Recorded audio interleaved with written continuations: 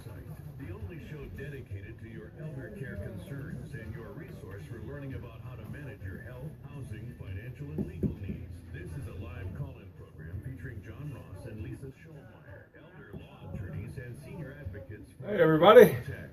Aging Insight is dedicated to helping you navigate the challenges and blessing of growing older. So call in and ask your questions. The number is 903-793-1071. Now here are your hosts, John Ross and Lisa Schulmeyer.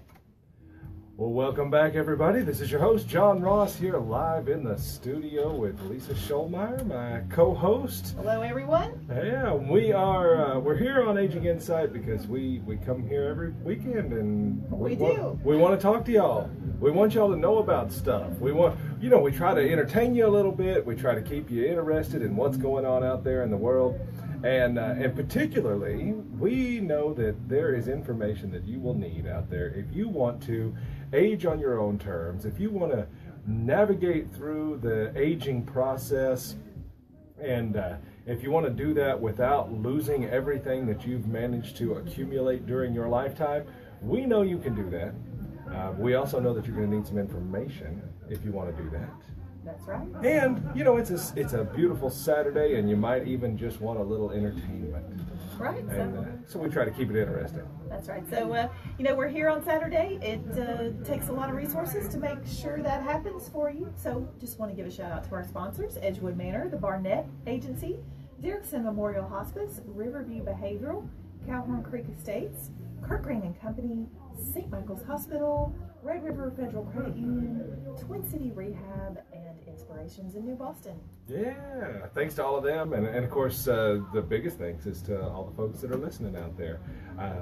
Visited with some folks this week, and lady said, "Oh yeah, my husband really big fan of the show." Oh great! And, so hello to him. And he's he's always telling me, he's like, "Shh, they're talking. Shh, they're talking."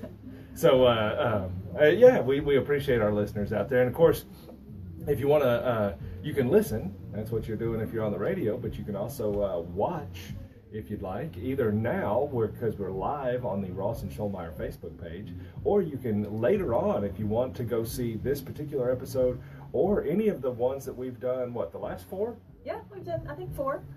You can go to the Ross and Schulmeyer Facebook page and scroll down and find our previous radio show. So if you wanted to rehear about something that you saw previously, you can go and check those out. That's why we do the Facebook Live. It helps us record these. Right, it helps us record, and as I was speaking with some folks earlier this week, some folks, they're a little worried about calling in, and but they would be okay typing out a question there on the Facebook That's Live. right. So I've encouraged folks, hey, even if you're a little shy, you can always type in your question on Facebook Live, and we can see it here from the studio, so we'll be glad to answer those questions as well. And we certainly always look forward to hearing from our callers. That's right. Now, our elected officials down there in Austin have been busy. Yes, our Texas legislature, it meets every other year. Yep. And, the joke is that we try to minimize the damage by prohibiting them from meeting every year. That's right. So they can only meet every other year. And frankly, John, that's enough. Yeah, it really is. And I think they have now put up all the bills that they're going to put up. Right. And I think it was 1,600 different bills, I think, is something between the Texas House and the Texas Senate. They've been busy. I'm not sure how much of them are really worth a count, and a lot of them are very small changes, adding a word or two, or making some corrections to perhaps some poorly drafted. You mean the legislator occasionally poorly drafts stuff? Oh yes, well, on occasion. Who knew?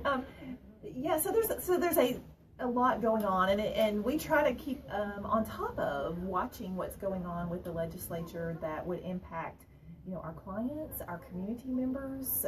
Even if you're not a client, we want you to hear about this stuff so that you are aware. And so some things kind of bubbled up to the top of what would be of interest to seniors, retirees, and our older and wiser Texans. That's right. Yeah, and there's one particular little change that's out there, and to be perfectly honest, it's a very small change, and it's going to have it's probably have a little impact out there in the real world, but it's actually a change to the penal code.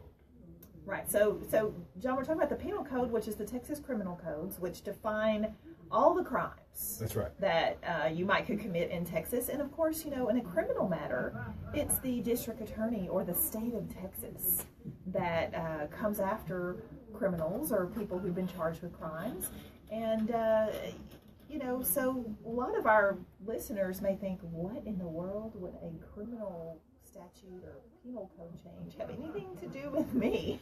Yeah, well, and really, not only what does it have to do with them? Well, what does it have to do with a couple of elder law attorneys? Yeah. Do not call me to defend your family member from a charge of a crime. I can't do that. That's not how I would be incompetent and incapable as an attorney to defend someone in a criminal case. Yeah, no, I don't know. In fact, I give speeches all the time, and that's what I say. Is I say, you may have heard me stand up here and run my mouth all morning, and you're thinking, man, that John guy, he seems to know his stuff. And when it comes to elder law, that's a pretty good assumption. I'm pretty hard to get one passed, on an elder law issue. But don't think that makes me an expert in all things law. If you get arrested later and you call me, you're going to go to jail.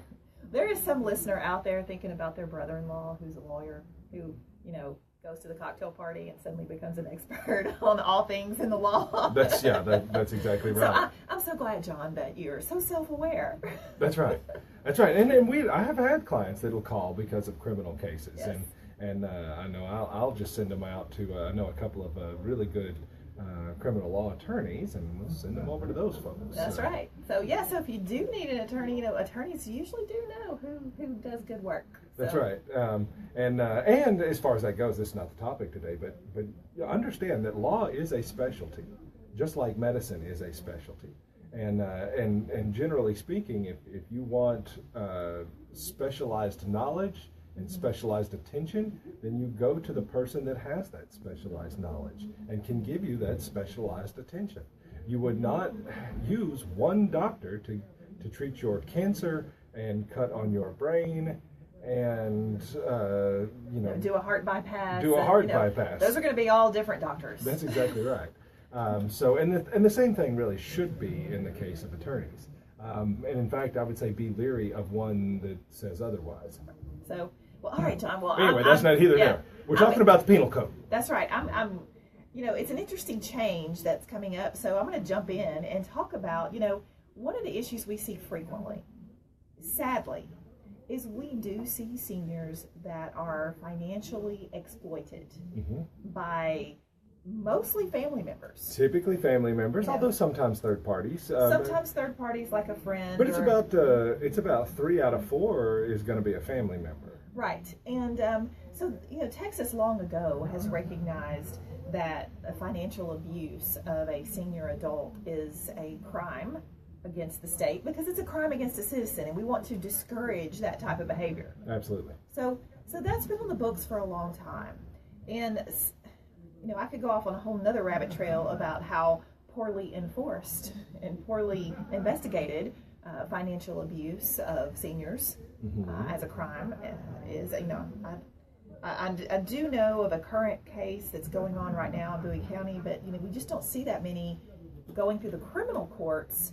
Although I know, sitting from our perch in our conference room in our office, we see plenty of potential cases. Yeah, plenty of it's happening. It may just not be getting prosecuted. But one of the bills that's been filed with the legislature this session is kind of tweaking this financial abuse or financial abuse of a senior, and so they've added a couple of words to the statute, John. The statute says that financial abuse means the wrongful or negligent taking, appropriation, obtaining, or use of, or assisting in the wrongful or negligent taking or use of money or other property of another person by any means, including by exerting undue influence That's right. And so, these statutes are pretty wordy.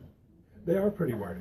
But, so essentially it boils down to financial abuse is if you are wrongful and you're appropriating the assets of someone else and you're exerting undue influence and that's how you obtained those assets, then that could be a crime. That's right. And now they're adding the term that if you do that or you assist someone else in doing that. Right. So you're complicit in the crime in some way because you've helped out. And I thought, for example, I saw on the TXK Today Facebook page, I saw a report of a scam against an elderly woman here in town, where a guy shows up at the house, says he wants to check out her roof. He climbs up on the roof, he looks at it, he comes back down, he says, yeah, you've got some damage up there, but I can fix it. It's going to be $5,000. I guess they actually maybe carried her down to the bank so she could pull out the $5,000. And then when they got back, he basically went up to the roof and used some spray paint and just kind of spray painted some stuff. Oh, okay. Nice. And then they collected the $5,000. And then I guess they got greedy and came back the next day. Oh yeah, well if they knew they had a pigeon on, then yeah. And I think that's but anyway, one of the things the article said was that the guy who had done all of this had two people with him.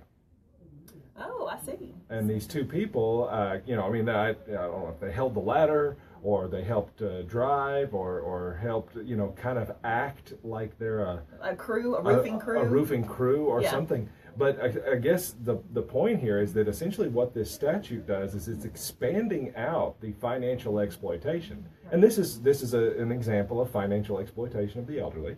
Right, the phantom contractors, and we see that all the time. Yeah. We'll fix your driveway, your roof, remove the tree, just give us the cash up front or a substantial amount of the cash up front, and then you never see them again. Yeah, so this is financial exploitation. The question becomes, though, we've got the guy who clearly did it, but what about the two yahoos that are just along for the ride? And essentially what the statute here is doing is expanding out the definition to not just the person who's actively engaged in the exploitation, but also the people that are assisting in it.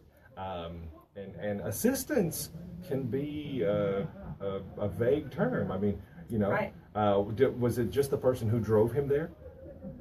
If they knew what he was going to do, then was just providing the transportation, is that assistance? Is it subject? And I think that's what they're trying to get to is, if you know it's going to happen and you're involved in it somehow, then they want to try to catch you. But actually, as I understand it, Lisa, this change to this statute actually comes from one particular case. Well, John, and how under law, at least when I was in law school, sometimes we would talk about various statutes and things, and occasionally I would have a professor that would say, bad facts make bad law.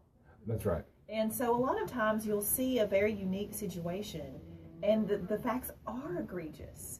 And, we're all outraged, and we want to do something about it and make sure that situation never happens again. And so a law is hastily drafted, and it is passed with gusto, and it's addressing that terrible, awful situation, but it turns out the net is bigger than the terrible, awful situation it was meant to address. That's exactly right. And so I think this change here in the financial abuse statute, when we come back from our break, let's talk about the net that the assistance of someone who is engaging in financial abuse of a senior, who that may fall on. Yeah, and we're going to tell you about this story. I mean, if I've got a bucket, and in this bucket I take a rich, eccentric Dallas model Hollywood starlet, ex-model Hollywood starlet widow who's aging, I add a couple of shady antique dealers and a well-known Dallas mansion. And a well-known Dallas mansion, and maybe a unscrupulous attorney. No. No unscrupulous attorneys. Oh yeah, we're going to put all these things in a bucket and see what kind of mess comes out the other side. So we're going to take a break. Stick around and we'll be right back.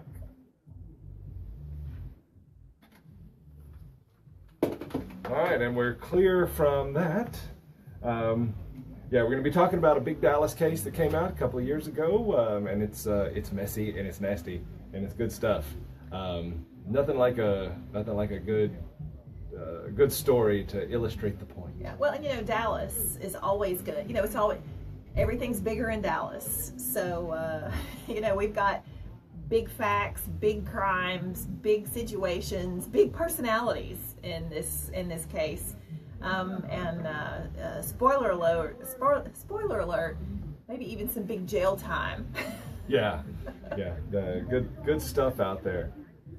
And of course, if you're watching, whether you're watching live or whether you're watching one of our recorded version, if you have any questions, you have any comments, always feel free to put your comments right there on the page, and or if you have a question, ask it. And even if we don't get to it live, we will respond to those questions, and we'll try to help you out and get you straight on all of that.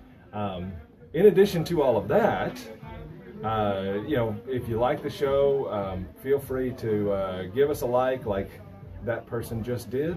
You can share it with your friends, and because they might want to know some of this information as well. No, when we come back, John, I know we're going to end up talking about, are you familiar with the Swiss Avenue area of Dallas? I'm not. I don't know it. You seem to know it, but I didn't know it. Well, this is every Halloween, I know Swiss Avenue is a big place where a lot of trick-or-treaters like to go because it has all these old mansions that were built in the 19-teens and 1920s. And, you know, they really take part in decorating the mansions and make them spooky. And, of course, when you've got these big old houses, it's just perfect. So Swiss Avenue is well known for their Halloween candy and coming out. So who knew? Yeah, I didn't know that. Apparently Lisa knew that. And probably anybody that's got any association with Dallas would know that. But you know, I'm not a Dallas person. Well, you know, when that whole area was, it was kind of the place to be before World War II. So the family who built and donated all the property for SMU lived in that area. So, I mean, this is where the movers and shakers. Back in the old days. That's right. If J.R. Ewing had been living in Dallas in 1920, he would have lived in the Swiss Avenue area. So how's that? There you go. I think that pretty much settles it right there. All right, we're going back live in about 15 seconds.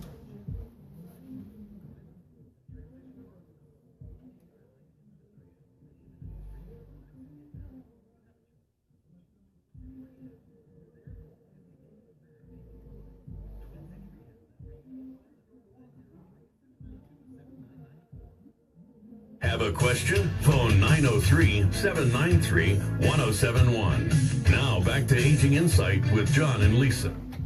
All right, everybody, welcome back to Aging Insight. We are back here live on the radio.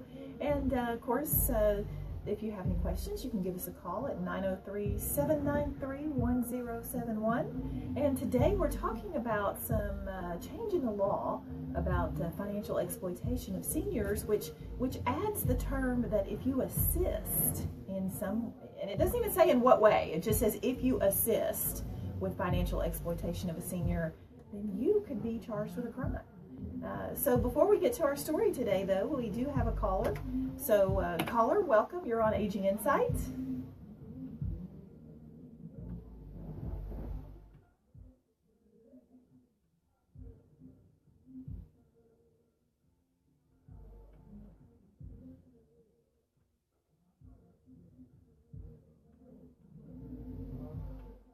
Right, okay. So the caller is asking about that we did a show that we talked about putting someone on some real estate so that real estate did not have to go through the probate process. Okay?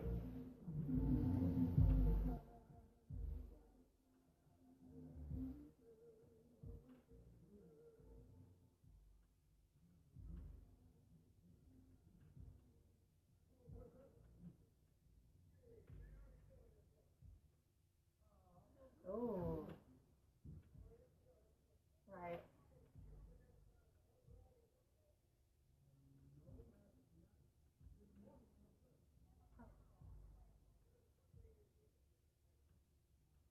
Okay. So is that reversible? Okay. All right. So the question here is, and it's a great one, is if the senior adds a younger person to their deed in some way, so the property goes to that person later without probate when the senior passes away, if that younger person has their own issues where they're in a wreck or disabled, can the senior change something about that deed and get that younger person off? Or otherwise, like if it's a car wreck, could the plaintiff come in and take the house or something like that? Okay. Yeah. And the short answer is it's possible if it's not structured correctly. So, for example, one way we often do this is with something that we call a ladybird trust, and it's a type of deed where you are in fact you're putting somebody else's name so that the property will pass at death, but you're not exposing the asset to those other people just yet. They won't get it until that senior person dies. And so if they get divorced, if they file bankruptcy, if they get sued, if they become disabled, none of those issues would affect it. And yet the property would still pass to them outside of probate. It would do it in a way that would escape Medicaid. So essentially that younger person has no ownership interest that is attachable by a creditor or a plaintiff, so long as that senior landowner is alive. But to your question, I have seen people that have done deeds on property where they just gave the person an outright interest in it. So mom owns 50% and daughter owns 50%. Or something like that. Or even just a life estate where mom keeps a life estate but gives the remainder interest in the property to daughter now. That's right. And in those situations we have seen several situations where the child's disability, the child's liabilities can impact that. So the short answer to your question is if it's done properly, you shouldn't have to worry about that. So just need to check out what kind of how that was structured. That's right. Sure, absolutely. Thanks for calling.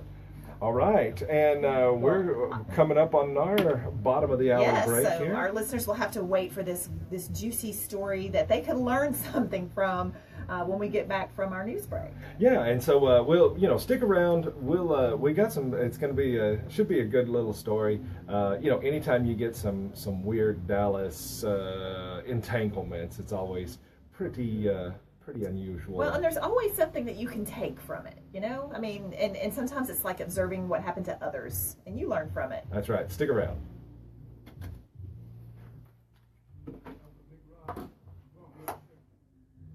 All right. So back on our break here, and yeah, that was a good question. I took up our time there, but it's good to get clarification on that. And we apologize that because of the way the Facebook Live is structured and the way our studio is structured, we cannot get the caller's voice onto the Facebook Live. So we just don't have the technology available to us at this point. We were trying some different things, but I just right now we just can't do it. But so we try to repeat what the caller's question would be so that you can keep up with us. But it was a kind of a good point, and this is something that I preach all the time, which is you don't ever plan for what you hope happens. You plan for what could happen. You plan for the bad stuff, and then you go back and hope none of it happens. And so I can't tell you how many times I have seen somebody where mom does a deed. She deeds her property to her 2 kids, 3 kids, 1 kid, but retains a life estate, the right to live in it as long as she's alive. Because she's got these 3 kids and she loves these 3 kids and their worlds are all fine and dandy, and so she's not worried about it. And she's assuming, though, that is going to be how it will always be. In reality, though, lives change. And so I've seen a situation where one of the kids dies, and their interest in that property goes to somebody that grandma really didn't want. Right. She didn't like them. Right. You know, maybe a spouse, an in-law, or maybe a kid that's got a problem themselves or something. And we get grandma back in the office saying, well, I want to change this. Well, I'm sorry, it's a done deal. Right. So, you know, so you didn't give yourself the power to change that sort of thing. Yeah. And so that's why when we answered the caller, you know, the question, it really does depend on the proper structure of that type of transfer and that type of gift. And that's just vitally important. And a lot of this is where this is where you get experience. This is where the drafter, the advisor, that's where our experience is going to come in to play in something like this, because we do see those situations and we learn how to address those situations. But somebody that does this type of legal work on the side, they do this also. You know, oh, well, yeah, they do. Mostly they do car wrecks, but they'll also do this. They're not going to have this kind of experience, and they're not going to know how to structure it. And frankly, they're not even going to know that there was a problem. Right. They'll think it's taken care of. Yeah, they think it's taken care of until it goes wrong. And then, you know, then it's already too late at that point in many cases. And some of these things, you can do situations that you cannot undo. Many of them. Most situations when we see crisis, there are ways to undo it and get it back to where it was supposed to be. But there are some that you just can't fix. So, but yeah, you know, when a caller calls in like that, I always kind of wonder, what's the backstory? Right. Yeah. Are they already in that yes, mix? Yes. Or was this just or was that person just curious? Just curious. Are they just thinking it through? And I've had some pretty sharp clients who will think it through. So, let's see. We got 1 minute left. So, So I mean, some clients are pretty sharp. They ask pretty good questions, anticipating things that I haven't told them yet. But more often, you get a call like that one, and yeah, they're probably already in a mix. Yeah. There's probably already a problem. So, yeah, unfortunately, you've got to anticipate the problems way back in before there ever are problems. Which, of course, you know, one of those problems is the potential for exploitation. That is a big problem. So many people, you know, they think of their parent as capable and competent. But, you know, as we get older, as we face health challenges, as our, you know, we've seen folks that we never would have thought would have been a victim. That's right. Have been victimized. And the hardest thing for us to protect you from is yourself. That's right. All right. Going back in 2 seconds. Have a question? Phone 903-793-1071. Now back to Aging Insight with John and Lisa. Welcome back to Aging Insight, everybody. This is your host, John Ross, here in the studio with Lisa Scholmeyer. We're live on the radio. We're live on Facebook. You can call us, 903-793-1071. You can go to the Ross and Scholmeyer Facebook page and check us out live there and type in your comments. If you have any, you got a comment, you got a question, or anything like that. So anyway, we're out there. We're available here to you. Now, Lisa, get us started on this story. All right. So this story involves a lady by the name of Mary Ellen Benston. Which is a fantastic name, by the way. Yeah, well, it's a good Texas name, Mary00. Mary Ellen, yes, that's right. We're going to call her Mary Ellen. But Mary Ellen Benston, she was born in the early 1900s, I guess you would say. And she was a Dallas figure of the 1920s and 30s. She was a tall, blonde, statuesque. I mean, you know, just think of speakeasies and gin. And I mean, she was striking. She modeled in the Dallas area. She made the cover of Cosmo. Yeah, that's right. She made the cover of Cosmo magazine. I bet that she was probably had a few more clothes on than the ladies do now on Cosmo. Right. But she ended up in New York, where she was wined and dined in Manhattan with Cole Porter and, all the celebrities of the day. She ended up back in Dallas, where then she spent the rest of her life. She came back to Dallas in the late 40s and spent the rest of her life there in Dallas. And particularly, she loved her home, which was located at 4949 Swiss Avenue. So this sprawling 7,000-foot prairie-style architecture, yellow home. So if you've ever been over to Dallas, you wouldn't miss it. But three stories tall, 7,000 square foot under roof, and I forget how many bathrooms and chandeliers and hand rubbed mahogany, beautiful staircase. I mean, this was a glamour house for a glamour lady. And even after she returned to Dallas, she continued to play the piano and sing and continued to hobnob with all the rich and famous in the Dallas community. She also apparently sang for President Truman when he came through Dallas. So she had quite a collection of antiques and glamorous furs and jewelry and different things. And so she had this wonderful life. She married one time and she had one daughter. Yep.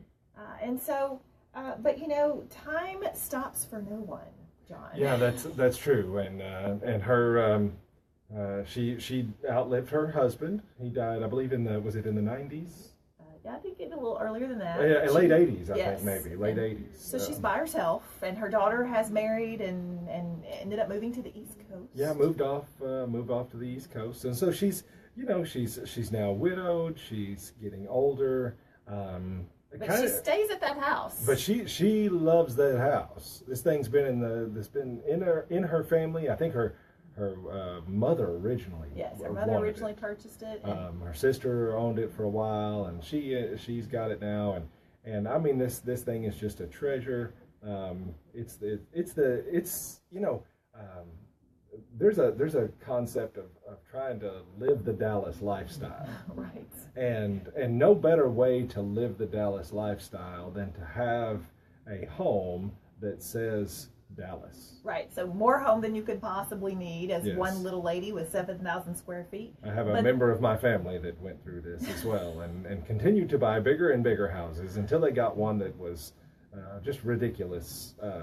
And their water bill was more than most people's mortgage because the house was so big. Yeah, so and this lady, as she retired and she didn't have her performances and entertainment, money is tight.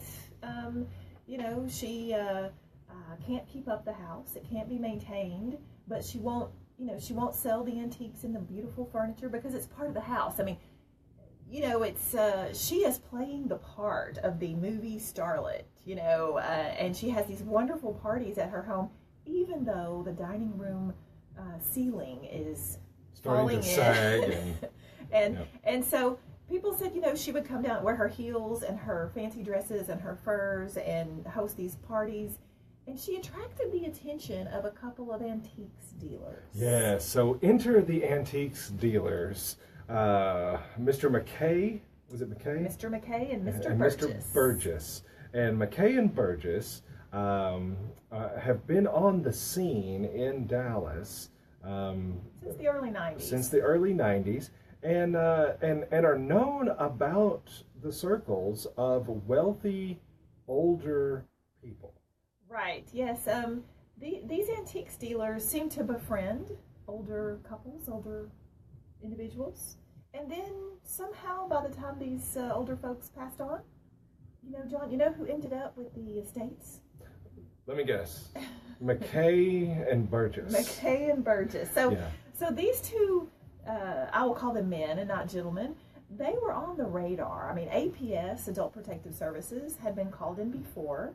Other families had fought with these two men over the estates of their elderly and now passed away loved ones, with some success and some failures. But to a large extent, these two had been managing to go out there, befriend older folks, and manage to make some financial gain out of this for themselves. Now, Of course, like any other story, you're going to have two sides. If you're talking to McKay and Burgess, they say that they are essentially the saviors of many of these older people whose families want to throw them into nursing homes or whose families are just not around. Or whose families are just absent and they have nobody. And so who else is going to take care of them but McKay and Burgess? And right, and I don't think there's any question that they did provide attention to these seniors. They grocery shopped, they brought meals, they checked on them, so I don't think there's any question about that. But they also often had them sign some legal papers. Yes, powers of attorney, Yes. And in Deeds. deeds, trusts, and different other things that again, if you ask them, those legal documents were necessary to so that they could help them out, Continue the wishes of their friends. continue their wishes, help preserve their assets for in case they ever had to go to a nursing home, or to use those assets so that they wouldn't have to go to a nursing home, and different things. Again, a lot of very, in many cases, very legitimate sounding, at least, reasons. But often what this ended up being was some significant financial gain on behalf of these two. Yeah, so here we have Mary Ellen, who is the aging model New York ingenue starlet, aging there in her humongous rambling house on Swiss Avenue, chock full of antiques. And John, a lady like Mary Ellen, who got to live the glamorous life and who always was so adored by gentlemen, and ladies were so jealous. A lady like that usually likes some attention. Yeah, and she might respond well to the attentions of a couple of young men like McKay and Burgess. Right. So here we have Mary Ellen in her 80s, and they end up securing an invitation to one of her lovely parties. And during that party, that was when she met them. McKay ends up going upstairs, where even though it was roped off, so he can just admire, according to him, the home and the antiques. And that started a relationship that would last for the next several years, up until Miss Mary Ellen's death. And so, John, let's take a break and we'll come back and talk about what happened in the last years of Mary Ellen's life. That sounds good. Stick around.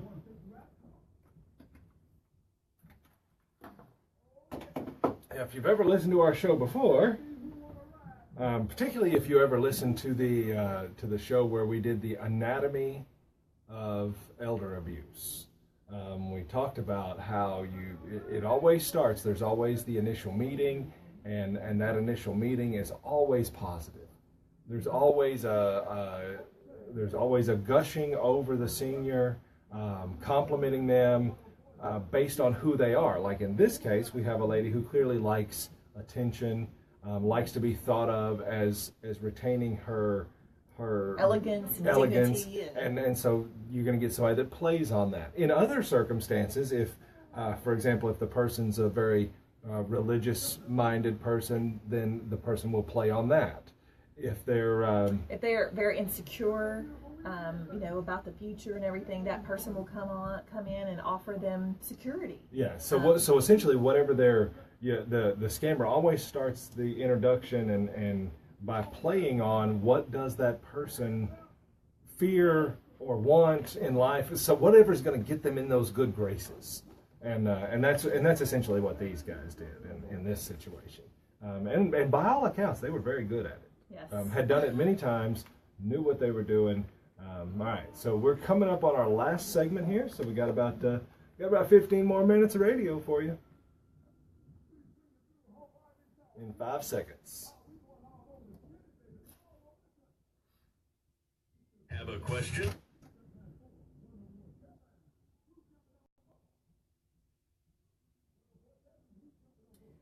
All right, everybody, welcome back to our last segment today on Aging Insight. And today we're talking about a suggested change in the penal code that would allow a person who assists in the financial exploitation of an elder to also be charged with a crime just as much as the person who actually committed the financial elder abuse. And this law, we believe, has largely come out of this case involving Mary Ellen and McKay and Burgess. Right. So we got Mary Ellen. She's getting older. She's trying to live on in her own home, which is my gigantic old school Dallas house.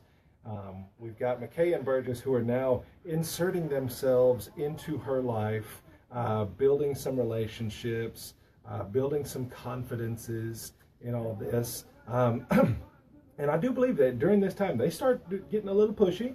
They do. They even hosted a party where they invited Mary Ellen's friends that were, quote, on their side to encourage her to sign a power of attorney in favor of them so that they could, just take care of things for her. Right. I mean, and Miss, at the time, Mary Ellen had enough, of her own wits about her that she was pretty offended by this pressure play, and she did not sign the power of attorney at the time.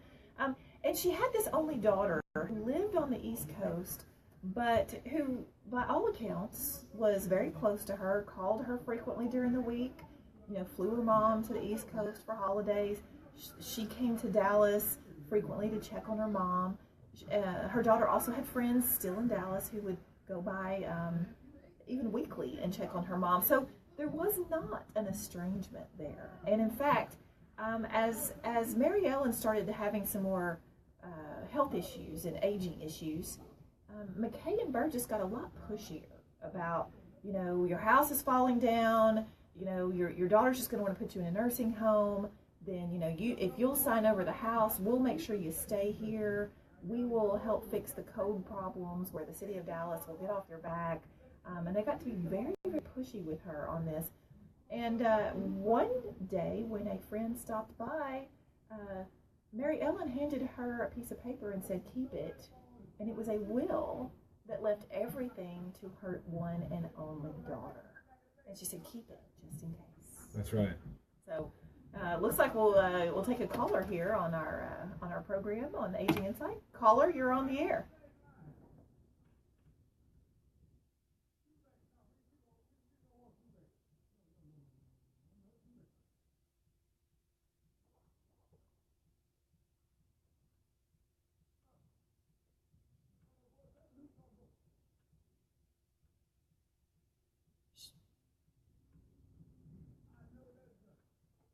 Well, that makes our day. Thank you. Yeah, no, that's awesome. We appreciate that. All right. Well, thank you so much. That's a great. All right, you too. Great. Bye-bye. Great caller there. Just like Mary Ellen, we all like a little stroke. Yeah, everybody appreciates a compliment.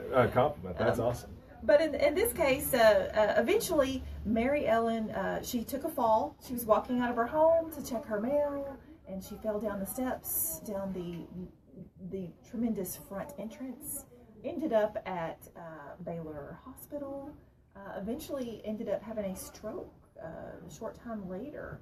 And John, who made it to the hospital room? Yeah, I guess, just wild guess. I bet it's McKay and Burgess. McKay and Burgess. Yeah. So she's at the hospital. She's had this fall, and bam, here comes swooping in McKay and Burgess, the saviors. They're there to make sure, according to them, that she's being taken care of, and that her evil daughter doesn't make her leave her Swiss Avenue home and move into a nursing home. That's exactly right. They're gonna be there to make sure of that, and they brought some legal documents. They did. They brought some legal documents, including if there was ever a guardianship needed, that Mary Ellen would want McKay to serve as her guardian. That's right. And they also brought a 2-page will. That's right. And with this will came the attorney, Mr. Olson. Yeah. So now enter the attorney, Mr. Olson, who had some contact with her in the past, with Mary Ellen, but had also been acting as an attorney for McKay and Burgess as well in many of their legal dealings. And so in comes Attorney Olson, with a will, and I'm sure the will appoints her daughter as the executor and leaves everything to the daughter. Yeah, no. So this new will that replaced the will that Mary Ellen had previously done a couple years before that did leave everything to her daughter. This new will left everything to McKay and Burgess. Of course it did. And it put, no, it didn't name them as executors. It named another friend of theirs as the executor. But ultimately, they did end up with everything, the house, et cetera, under the document. Under the will, That's yes. right. So, of course, Mary Ellen's daughter is become aware of her health situation. She's rushing into town.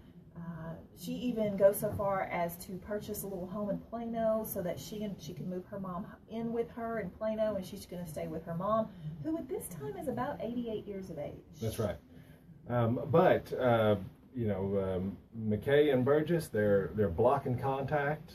Yes, they cut off all contact based on the documents that they have. They tell the hospital that no one can see her, that, even her friends from the neighborhood, and that's another thing straight out of the playbook. It really is. Cut off contact, isolation, and that's what they start doing here. Now, the daughter does the right thing. She goes and hires her an attorney and tries to get a temporary guardianship.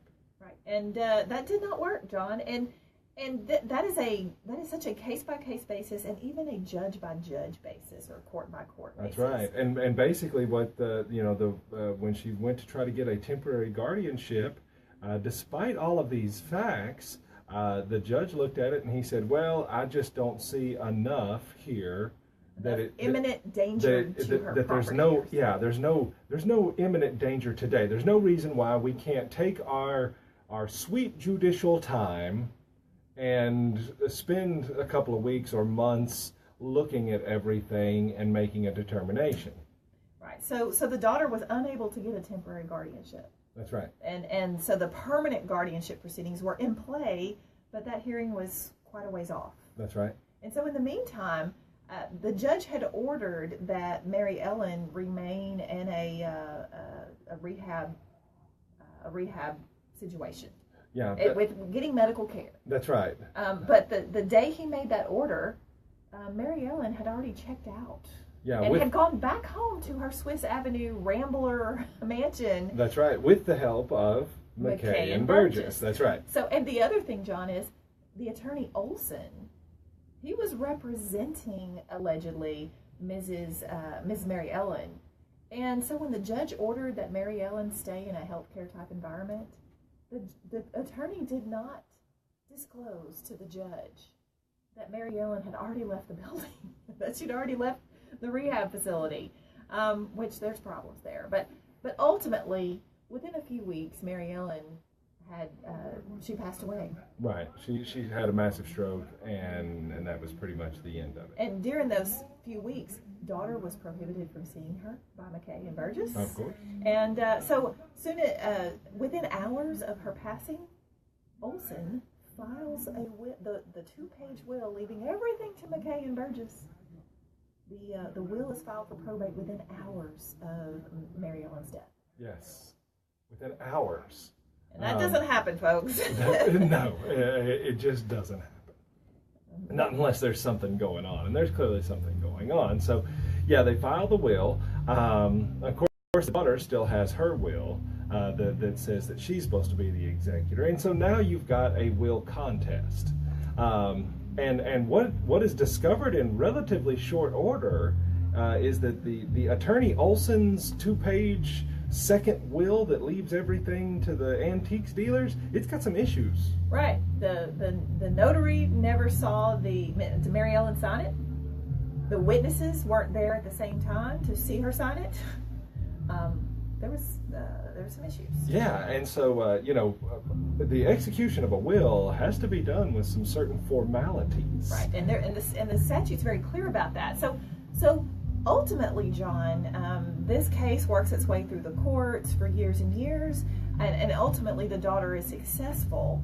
But during that case, the attorney, the antiques dealers are charged with the crime of defrauding a senior. And the facts were so bad that Olson, the attorney, Mhm. even though he did not benefit from, you know, the estate of Mary Ellen, and even though, you know, there was no allegation that he had, you know, done anything, pressured her or anything like that, the reason this new statute is being proposed, we believe, is because they want to be able to catch in the criminal net anyone that assists. Yeah, because here's the deal: is that we've got McKay and Olson, who I believe were McKay and Burgess, who were sentenced to, I think, 4 years in prison for financial exploitation of the elderly. Attorney Olson was disbarred; his law license was removed. Now the case was referred over to the district attorney's office. District attorneys got an indictment on Attorney Olson. But as I understand it, that indictment is just sitting there. They have not actually gone through with the prosecution yet. Yeah, because right now, if you look at the penal code, I don't really know exactly what the attorney there was indicted for. Right, because he did not participate. Well, he did not financially exploit the person because it wasn't his game. Right. Now, he may have been the tool. But the law as it sits currently doesn't allow you to prosecute the person who assists in it. It just allows you to prosecute the person who did it. Who gains from it, that's right. So we think this law is really something that has come up specifically for this Mary Ellen case, that the district attorney is so frustrated that they can't do something about this Attorney Olson from a criminal standpoint, that they've asked the legislature to include some rules that would help them do that. But John, one thing I look at and worry about is, you know, what about a notary, or what about a witness to a will who is not all that familiar? Well, and that's the thing, and we've got a caller calling in, but we're here at the end of the show, so we're not going to be able to take their call. But I guess that's kind of the point is, you know, there are a lot of gray situations in here, and yeah, if somebody said, hey, my mom signed this will, but she's homebound, and you work at the bank, so you're a notary, would you mind notarizing this? Yeah. No.